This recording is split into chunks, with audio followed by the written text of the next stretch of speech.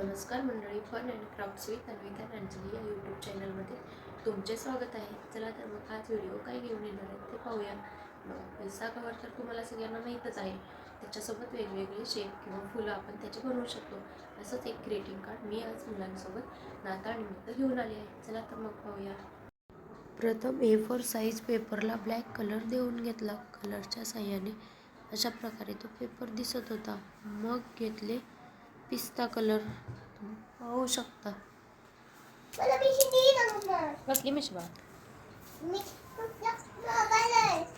नंतर colour paper थोडा सुकला होता. मग कलर घेतले.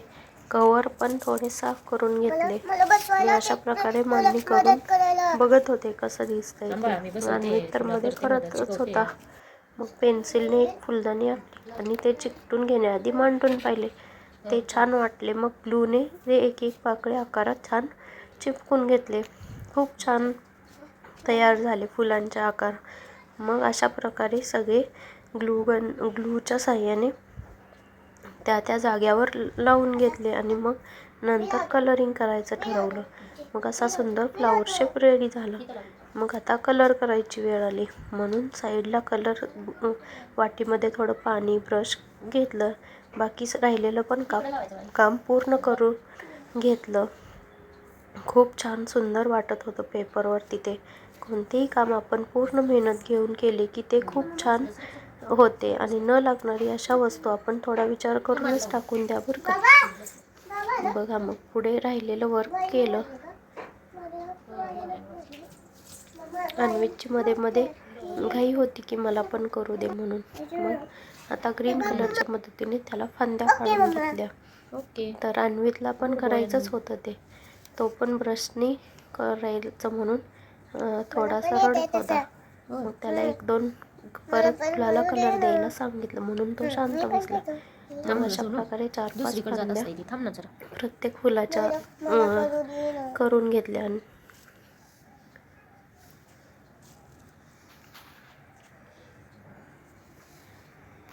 मुलांसोबत आपण थोडं वेळच देणं गरजेचं आहे, तर ते काहीतरी शिकायला तयार असतात. आता फुलांना कलर करायचे बाकी होते. मी काही करत असेल तर आमच्या बाळराजांना ते करायचे असते. त्याची मदत मला नेहमी होते. Very good. आता येल्लो कलर देऊ बरं का. हो, बड कसं बी केलंय अन्वी.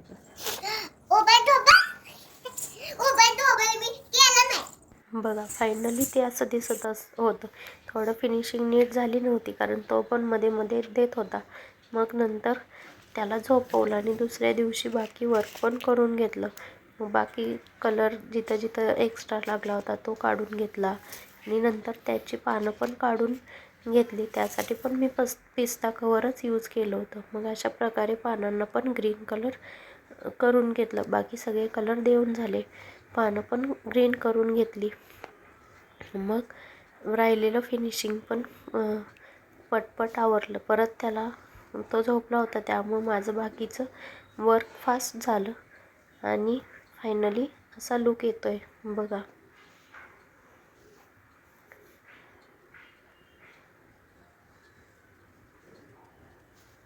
मनामध्ये इच्छा असेल तर कोणतंही काम सहज आणि सोपं वाटू शकतं, पण आपल्याला फक्त आवडीनं ते करायला बसावं लागतं.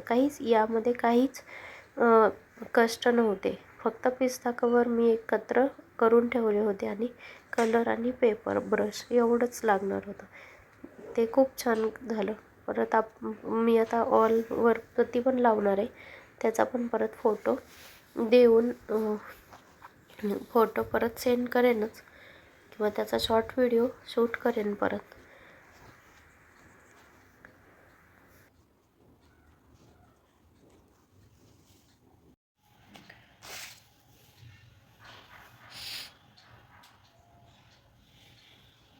व्हिडिओ आवडला असेल तर एक लाईक नक्की करा.